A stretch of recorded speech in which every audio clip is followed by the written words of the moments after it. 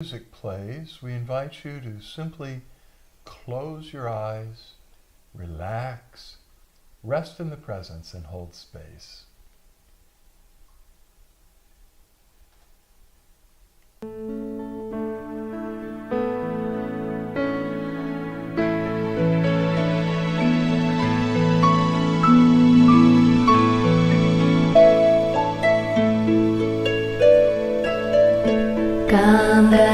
Ganapataye Namo Namaha.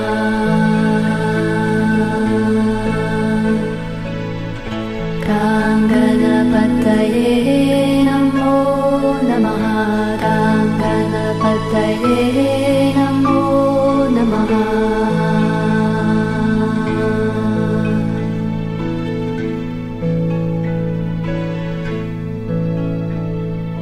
Jai Ganesha Gananatha Dayaniti Sakala Vignakara Dhura Hamare. Jai Ganesha Gananatha Dayaniti Sakala Vignakara Dhura Hamare.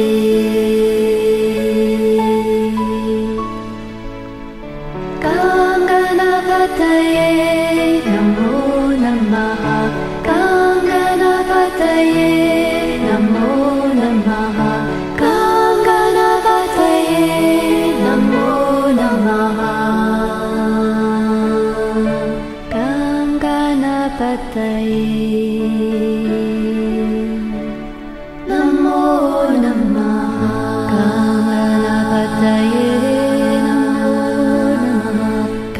Ganapataye Namo Namaha. Ganapataye Namo Namaha. Omega Dantaya Vidmahi Vakratundaya Dhimahi Tanno Danti Prachodayat. Ganapataye Namo Namaha.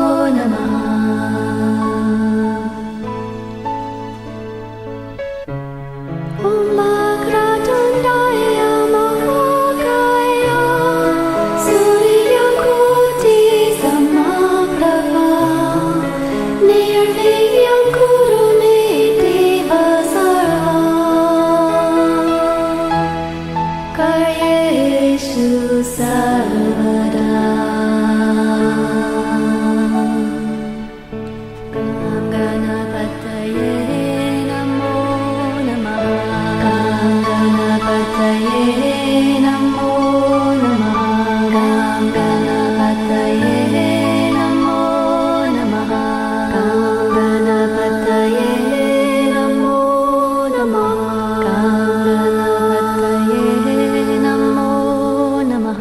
Gam Ganapataye Namo Namaha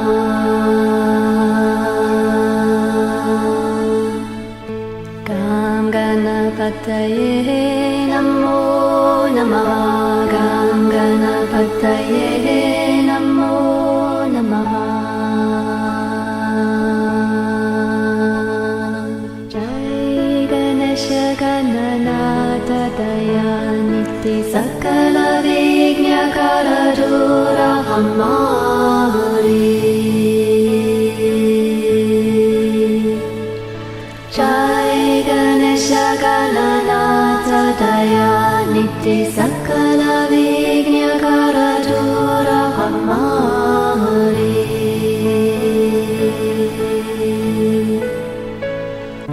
Gam Ganapataye Namo Namaha Gam Ganapataye Namo Namaha Gam Ganapataye Namo Namaha Gam Ganapataye Namo Namaha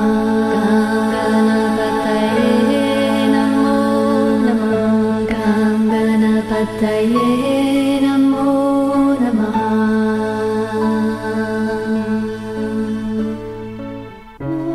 Suklam Bharadram Vishnu Sasivarnam Chaturbhujam Prasannavadanam Dhyaye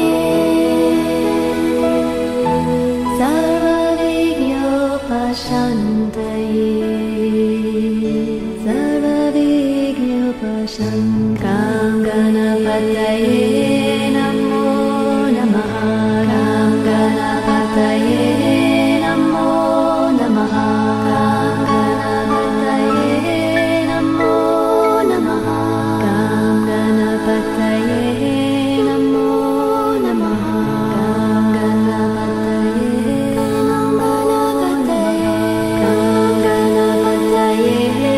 Namo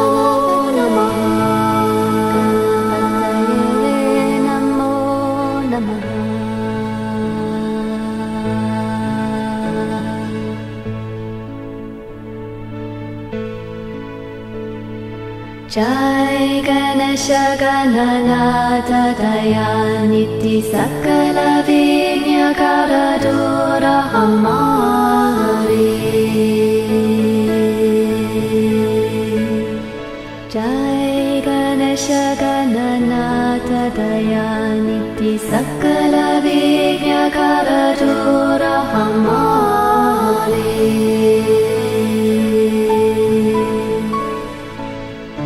Gam Ganapataye Namo Namaha Gam Ganapataye Namo Namaha Gam Ganapataye Namo Namaha Gam Ganapataye Namo Namaha Gam Ganapataye Namo Namaha Gam Ganapataye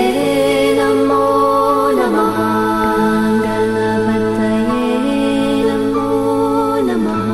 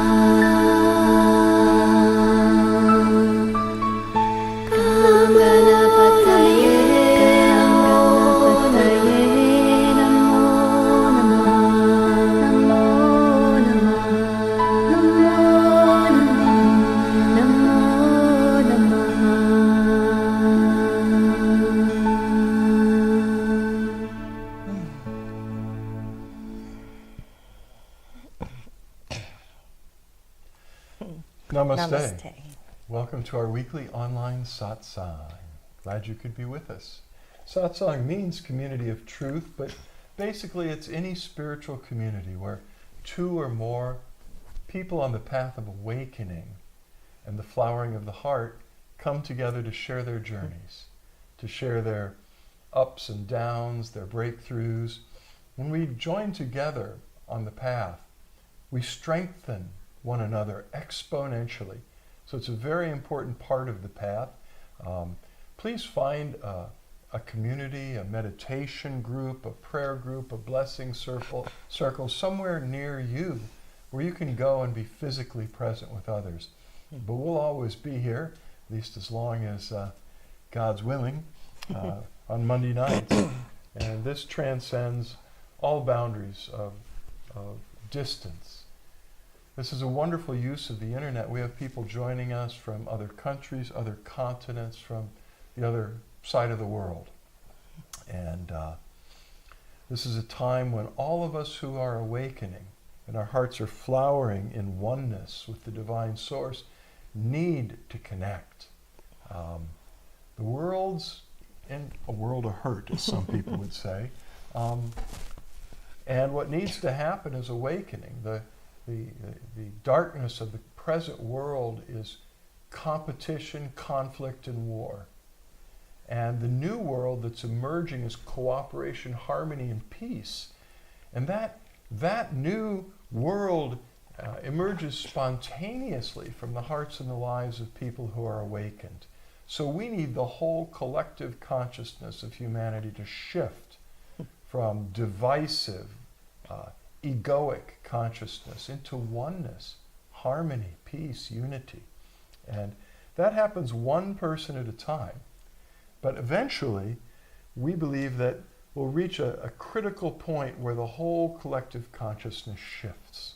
And that's what many on planet Earth are working toward right now. And that's what our satsangs, that's what Flowering Heart is all about. We share something we call the Flowering Heart blessing in this context. You're receiving it right now, and you'll receive it for the rest of this webcast satsang. It's a direct transmission of divine enlightened awareness, consciousness, love, and grace that causes awakening to begin. If you're already awakening, it removes blocks, it smooths the course, it speeds the journey. And if you're fortunate enough to be awakened, well, that's not a destination. There's farther to go. And the Flowering Heart blessing will help push you farther into that infinite expansion that is the gift of divine source in these times. So once you've received the Flowering Heart blessing, which is a gift of grace with no charge, a gift from the divine, once you've received it once, and you're receiving it right now, you're activated, you're initiated to be able to share this with others. So just invite the divine to pour the Flowering Heart blessing through you to everyone joining with us tonight, to everyone who will be viewing the video recording of this satsang at any time in the future. You can share the Flowering Heart blessing at a distance like this in prayer or meditation, simply by taking an intention and inviting the divine to pour the blessing through you. Then just get out of the way. There's nothing more to do. No visualization, no prayers, no special breathing. Just offer yourself as an instrument of divine grace. If you're with someone in their physical presence, you would, with their consent, you need to get someone's consent to give this blessing hands-on. But you lightly lay your hands on top of their head and just take the intention for the Flowering Heart blessing to flow to them, and then just step back and feel what happens. Because it's something the divine does. It's a gift of the divine, and we really aren't doing anything except serving as channels, intermediaries. So glad you're here. Please join us in sending the Flowering Heart blessing to others. Announcements. Well, this coming Sunday, February 18th, will be the beginning of our new book club and centering prayer group. We will be meeting for about an hour in person right here at Flowering Heart Center every Sunday afternoon at 2 p.m. for about an hour. We'll also be streaming it live on Zoom. And we're hosting these meetings on a love offering basis. So really everyone who wants to can be a part of it.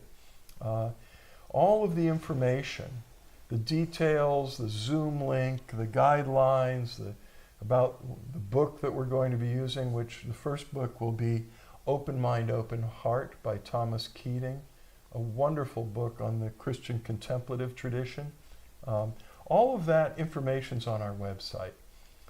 The book club is focused on Christian mysticism, meditation, and contemplative prayer. Contemplative prayer is sometimes referred to as Christian meditation or simply resting in God or resting in the presence, which many of us are very familiar with actually already. The centering prayer group will provide an ongoing opportunity to experience this wonderful contemplative practice called centering prayer in the support of a group setting. So please participate if you feel your heart drawing you. You may or may not know, Suzanne and I are interfaith ministers, and we serve people of many different spiritual traditions. We've spent a lot of time in India. I've been teaching Chinese Taoist Qigong, internal alchemy meditation for over 50 years. I just love it and will continue. And we have friends and people that meet with our local satsang here and online that are from all different teachers, teachings, and traditions. There is something very special about the Christian mystical contemplative tradition, which will be very enriching and new to a lot of you. There's a great emphasis in the Christian contemplative mystical tradition to opening to grace. Divine union is seen not as something we could achieve through efforts or acts of will, but the pure gift of the divine. And we'll be learning how to just open to receive that and melt into oneness with the presence. So there you have it. That will be this coming Sunday at 2 p.m. Again, all the information is right there on our website at floweringheart.org. Okay. So, if you're new to this, after our first few minutes of just being together in silence and a few announcements, we open it to questions and answers on the spiritual journey. Could be anything on your mind you'd like more light, more clarity about. And I think we could all use more light and more clarity on something. So look in your heart and ask, is there something I might ask in the satsang tonight that would help me and hence help everyone? Because we're all on different but parallel journeys and we go through a lot of the same things. So while you're checking your heart to see if you have any questions to share with the group tonight, I like to share each week quotes and little articles from a website called inspiringquotes.com. A group of authors writes brief articles on some usually enlightening aspect of life, and then a list of quotes from well-known people throughout history that shed light on those subjects. This evening, I'm going to share 15 calming quotes from Zen master Thich Nhat Hanh, whom I particularly like. He was also a dear friend of Thomas Keating, the author of that book we're going to be using. And the author of this little article and the collector of these quotes that we'll be sharing tonight is Julia Travers. I think this may be the first offering that we've shared that I remember from Julia. Julia Travers is a writer, artist, and teacher. And here's what she has to say. Vietnamese monk Thich Nhat Hanh, who passed away on January 22nd, 2022, at the age of 95, was one of the foremost teachers of Zen Buddhism mindfulness, and meditation. Having joined a monastery at age 16 in 1942, the spiritual leader spent most of his life studying, practicing, and spreading the Buddhist principles of nonviolence and awareness. He was an author, poet, artist, and peace activist with a gift for distilling ancient Buddhist philosophies into accessible daily practices. His teachings helped people all around the world to slow down, catch their breath, and enjoy the present moment. Over the course of his long life, Thich Nhat Hanh wrote more than 70 books and founded several Buddhist movements and organizations, most notably the Plum Village Monastery and Mindfulness Center in southern France. During the Vietnam War, he developed a practice of, quote, engaged Buddhism, unquote, which unites personal spirituality and social action, inspiring people to demonstrate against war, rebuild villages, provide medical treatment, and advocate for human rights. These actions led to his exile from his home country for 39 years, during which he traveled the world spreading the message of peace and love. Dr. Martin Luther King Jr. called Thich Nhat Hanh, quote, an apostle of peace and nonviolence, unquote, when he nominated him for a Nobel Peace Prize in 1967. In his 90s, Thich Nhat Hanh returned to his native country to live at the monastery where he was first ordained as a teen, in the central Vietnam city of Hue. His work continues to inspire, offering a simple and inviting approach to meditation and Buddhism. His equanimous and caring style is evident in these 15 calming quotes from the Zen master's life's work. His town was where our friend Katie's from. And Suzanne loves Peace Pilgrim so much. It was a great inspiration to her. Her spiritual sadhana, other than speaking for peace and calling for peace, was walking meditation. She walked tens of thousands of miles alone, holding forth peace. Thich Nhat Hanh, also his primary spiritual practice was walking meditation. So there's so many connections here, and him being one of Thomas's best friends. So here we go. The first quote. Breathing in, I calm my body. Breathing out, I smile. You can see everything in the universe in one tangerine. When you peel it and smell it, it's wonderful. You can take your time eating a tangerine and be very happy. Walk as if you are kissing the earth with your feet. From time to time, we look at each other and smile. It is the smile of awareness.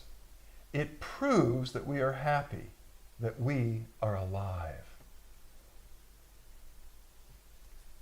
Sitting is an art. The art of resting first. It's very important that we learn how to rest.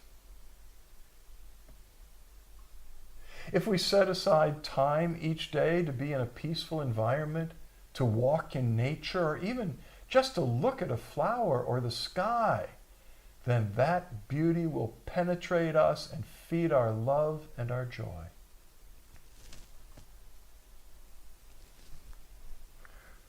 Our breath is also like a wave, gently rocking us into a deep peace.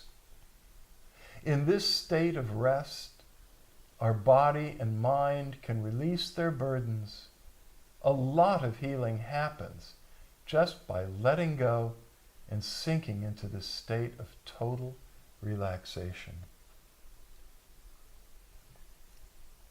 If we take good care of ourselves, We help everyone. Feelings come and go like clouds in a windy sky. Conscious breathing is my anchor. We are safe. Come with me and be in the present moment. The first exercise is to identify the in-breath and out-breath. Breathing in, I know this is my in-breath. Breathing out, I know this is my out-breath. Love is treating your heart with a great deal of tenderness, with understanding, love, and compassion. Go back and take care of yourself. Every day we are engaged in a miracle. A blue sky, white clouds, green leaves, the black, curious eyes of a child, our own two eyes, all is a miracle. Sitting also can be very enjoyable. Sitting and doing nothing. Just enjoying your sitting, enjoying your breathing. Feel that you are alive. Pretty simple, huh? Simple stuff. If you wonder how in the present time and in an enlightened, a very highly enlightened Zen master talks, you just heard it. So simple, so pure, so beautiful.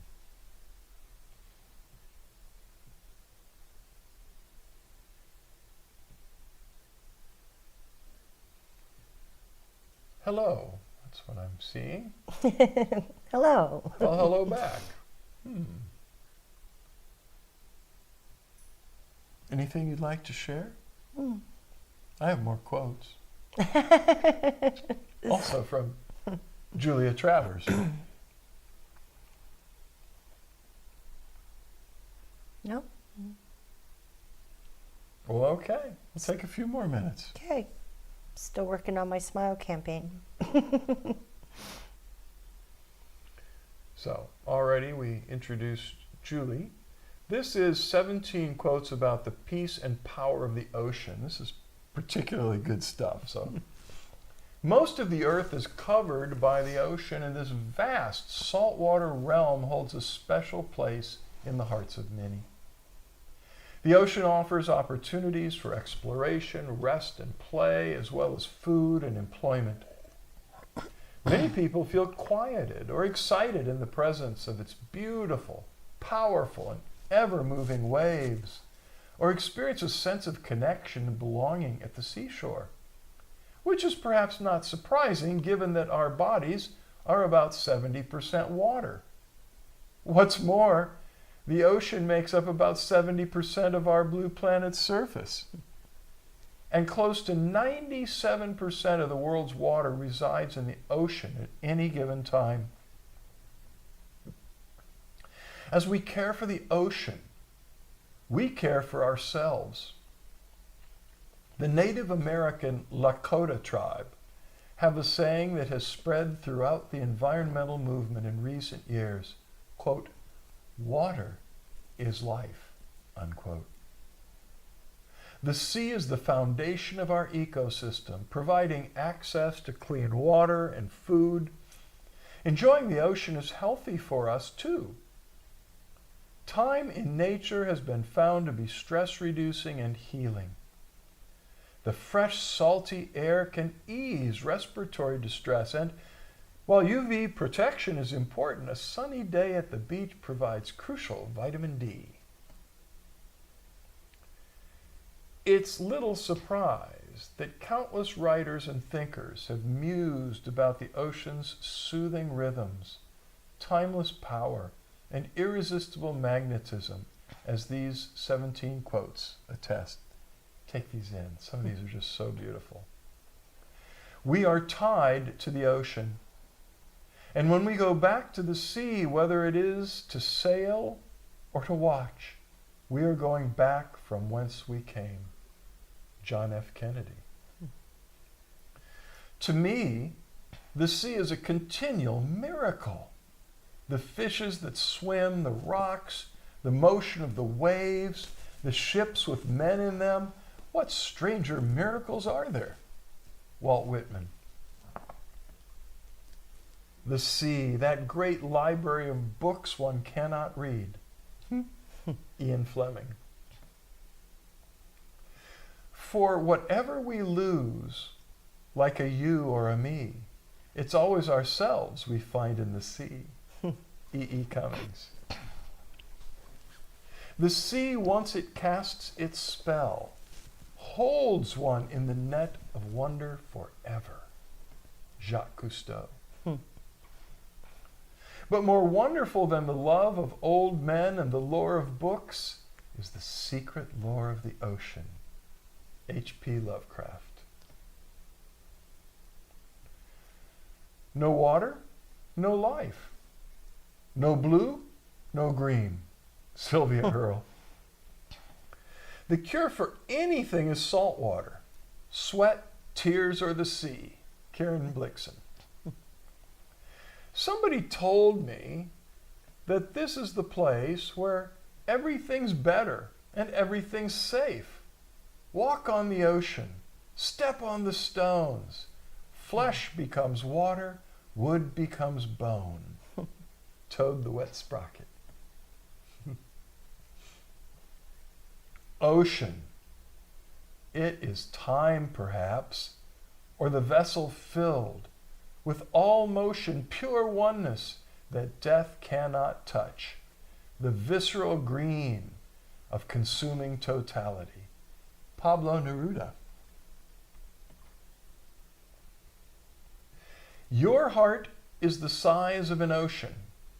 Go find yourself in its hidden depths. Rumi. When anxious, uneasy, and bad thoughts come, I go to the sea, and the sea drowns them out with its great, wide sounds, cleanses me with its noise, and imposes a rhythm upon everything in me that is bewildered and confused. Rainer Maria Rilke. A wave in the sea, seen in one way, seems to have a distinct identity. An end and a beginning, a birth and a death. Seen in another way, the wave doesn't really exist, but is just the behavior of water, empty of any separate identity, but full of water. Sogyal Rinpoche, Tibetan teacher. Live in the sunshine, swim the sea, drink the wild air. Ralph Waldo Emerson. I could never stay long enough on the shore. The tang of the untainted, fresh, and free sea air was like a cool, quieting thought. And the shells and pebbles and the seaweed with tiny living creatures attached to it never lost their fascination for me. Helen Keller. In one drop of water are found the secrets of all the endless oceans. Khalil Gibran. He that will learn to pray, let him go to sea. George Herbert. Those are nice. Yeah, they are nice. Quite a collection of poets and authors and mystics and thinkers. Boy, when they start to talk about the sea, lovely.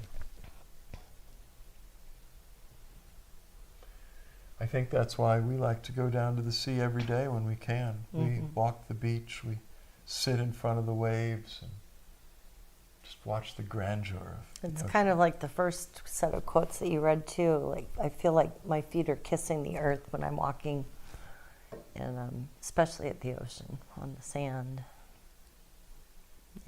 Yep. Another one from Thich Nhat Hanh. Okay, so I'm seeing some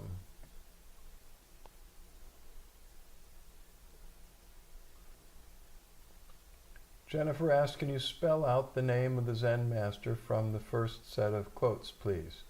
And Anna wrote Thich Nhat Hanh. And Michael Christopher wrote Thich Nhat Hanh. And Anna wrote Thich Nhat Hanh. And Michael Christopher said not, correcting the capitalization. Well, I'm glad we settled that one. I admit it did take me years to pronounce his name correctly. It's like, thick, not, tick? Anyway, amazing guy. 70 books. That's prolific. It's like our friend Mark's did. So, Ekaterina writes, is it okay to meditate with music, like special music for the elevation of consciousness or in silence? Yes, it is okay to meditate with music. However, it captivates the mind and keeps the mind active and the senses. You're feeding the senses with sound, which can raise you into a higher state of consciousness. But most understanding of meditation is to access interior silence, where even if there is sound, you're not listening to it. And even though you're breathing and feelings are going through your body, you're paying no attention, only to dissolving in the silence of the presence. So silence, I mean, for true meditation, silence is better. And I don't know of any, except with the exception of some ashrams in India, but in most places, meditation is in complete silence. And some people feel tremendously uncomfortable with it. And some spiritual teachers, well, wasn't it? Oh, it was yours. Say what he asked you. Oh, what is it about silence that disturbs you? Because I was in college and he was my rhetoric professor. He was also a Zen Buddhist. Mm-hmm. And I was talking in class one day and I said, I have to have the radio on all the time. I was like 19. I have to have the radio on all the time. I leave the radio on for my plants. I leave the radio on when I sleep. I always have to have the radio on. And I was just blah, blah, blah, blah about the radio and noise. And that's when he just looked at me and said, get this little smile on his face and said, I wonder what it is about silence that disturbs you. There's so much we could say. One of my Taoist abbot brothers says, one thing I really know about is nothing. And I can speak volumes about it. Same with silence. But one thing that begins to happen in silence, whatever we've been packing down inside of us, whatever's been storing up over lifetimes and through the course of this life, it begins to emerge in consciousness. And some of us, we don't want that. So what we in that case, we don't really want awakening. What we want is pleasant distraction. And music is one of the most beautiful forms of pleasant distraction. And it can often lead to meditation. It can lead you to a place of calm, letting go, and then going beyond the music, beyond sound, beyond feelings, beyond images, beyond thoughts, into the silence of empty space. That's where God is found. That's where your true sacred self is discovered. That's the ocean. Rumi said, your heart is like an ocean. Go find yourself there. So, I often get that question, and so, I don't want to be critical because there are many people on the internet marketing meditative music as the way to go. And so it could be kind of an introduction to relaxing. Music properly, who's to say what's proper, but beautiful music can take you definitely beyond the agitated mind into the flowing state, which is an access state to true meditation, which takes you beyond thought, beyond sound, beyond feelings of the body, to, well, some people call it empty, some people call it vast, unbounded space. Some people call it fullness of all that is, So then the reason all those words are so different is there are no words to describe the beauty of silence and emptiness, which is also fullness. It took me many, many years. It was like when my professor said that, he planted a seed, like a koan, inside of my head, and I would go back to it and revisit it, and it took me quite a while to figure out what it was that disturbed me about silence. And that's part of it, is that I always had to have something going on and something new and something fresh, instead of seeing that right here in the present moment, everything is new and fresh. We just need new eyes. There is a kind of yoga, Nada yoga, the yoga of the inner sound. My friend Willie knows a lot about that, if you're out there. Because Sant Kirpal Singh Ji, his teacher, is a great master of Nada yoga. Nada yoga, well, the way they showed us in India, I didn't need to use this mudra, but there's a mudra where you seal your eyes, your nose, your mouth, your ears. You shut all the open doorways to the outer world. And you know what? It's deafening inside. There's so many sounds to be heard. There's the breath. There's the blood pumping. There's this sound of electricity crackling through the nervous system that some people say sounds like a chorus of crickets. And it goes deeper. And there are drums. And there are bells and flutes. Chimes. And if you go deep enough, and this all happens when the outer sounds, like that music playing that's supposed to get you into meditation, is you're shut off from that, and you're just going deeper, deeper beyond the feeling of the blood and the energy going through the nervous system, deeper, deeper into your inner self. There comes a place that is thunder and lightning. It is the sound of a mighty explosion. And that is the doorway to enlightenment. It can be experienced by going into the inner sound. It's just some souls are really disposed to different ways to get there. It's really quite beautiful. It really is. So, okay, well, I'm not seeing any other questions. You have any questions? Nope. I don't really have any questions either, except why aren't there more questions? It's all right. So, let us invite you to close your eyes, if they're still open, and invoke the divine presence within your spiritual heart. Deep within you is the fullness of the Godhead, the divine source. The entire universe is inside of you. This presence, we often just refer to it as the presence, this divine presence that dwells within you is pure love. And I mean pure, it's unconditional love.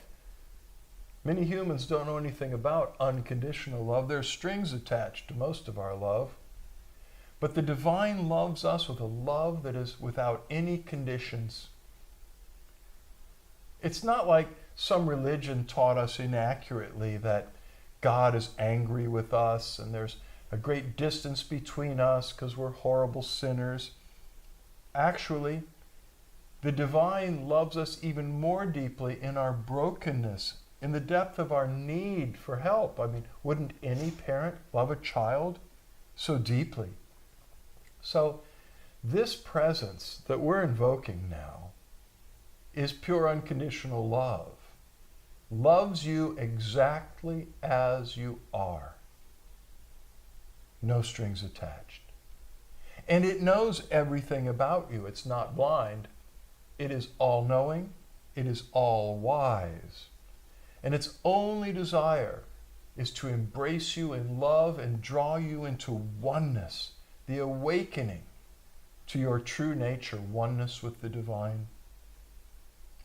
This presence yearns to embrace you and take you home. So just let go and receive that. This presence, once you make contact and your inmost being begins to flower and radiate from the center of your being, illuminating your spirit, flooding your soul, your thoughts and emotions with inspired, right thinking, right ideas. It floods your body with healing grace and your relationships with healing to set them right. It will shine through you, spirit, soul, and body into the world, rippling out from you everywhere you go, touching and infecting everyone with love and light and grace. It's much more powerful than negative energy. So this presence knows what you need before you ever ask. Just open yourself now and receive the grace that's pouring out to you from this beautiful presence who dwells within you.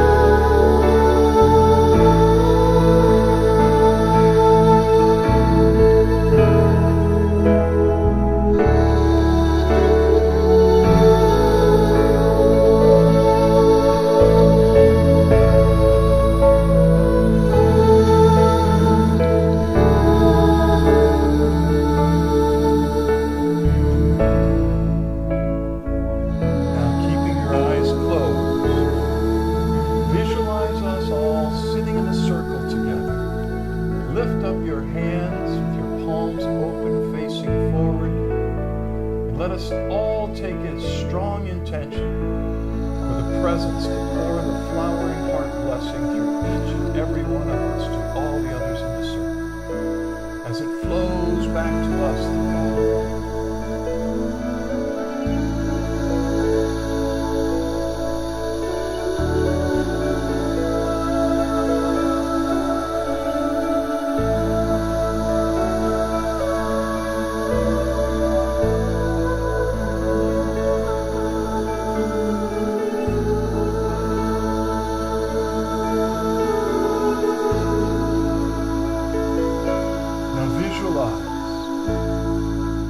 Planet Earth in the middle of our circle, the beautiful living blue planet Gaia.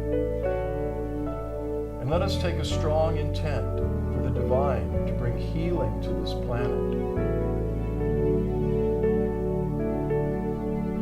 To all the creatures, all the beings who share this planet together, especially to melt from the hearts of all of humanity hatred, selfishness, greed, anger, and violence.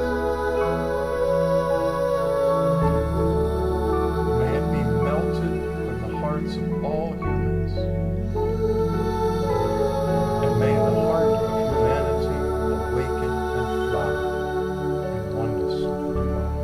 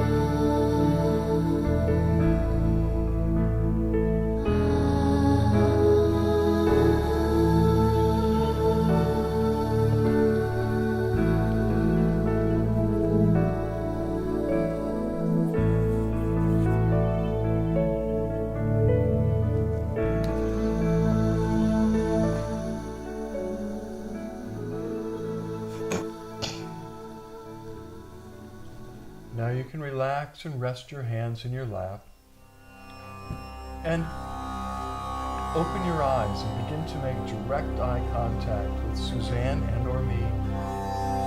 Just keep gazing at least one of our eyes as we dive into the light meditation. In this meditation, Suzanne and I are flooded with grace, peace, love, and light. And it floods through our being to you, through every part of our being, especially through the eyes, the doorways of the soul. So as you keep looking at least one of our eyes, the light streams out of our eyes, in through your eyes, into your heart of hearts, causing the flames of divine love and the light of awakening to burn brighter and brighter and brighter within you. There's nothing to do. Keep looking.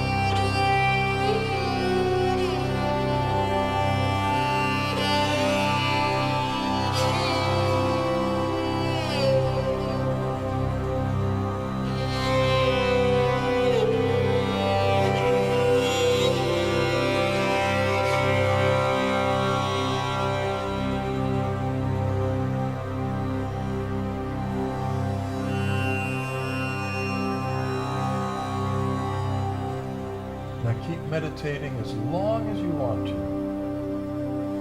And or find a place to lie down in Shavasana. That's a yoga pose where you lie comfortably on your back with your eyes closed, your arms loosely at your sides with your palms open, turned upward, and just let yourself dissolve in gratitude in the presence. We love you very much. Much love, light, and blessings. Until we meet again, know that the divine in us beholds the divine in you, and we bow to you. Namaste. Namaste.